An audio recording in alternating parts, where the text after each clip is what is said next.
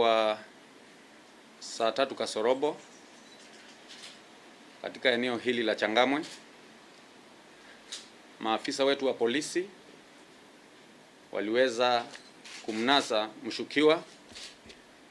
mshukiwa ambaye anahusishwa na mauaji ya mkimbiaji anayeitwa Agnes Jebet Tirop. Mshukiwa huyu jina lake ni Ibrahim Kipkemboi Rotich, ambaye inashukiwa kwamba alitekeleza haya mauaji kule Iten, Keyo North, na akaweza kutoroka.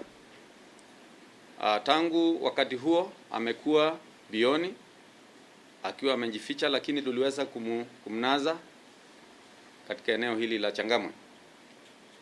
Pia ningependa kuongezea kwamba alikuwa na gari ambayo alikuwa anatumia, na pia tuliweza kumpata akiwa na rafiki yake mmoja.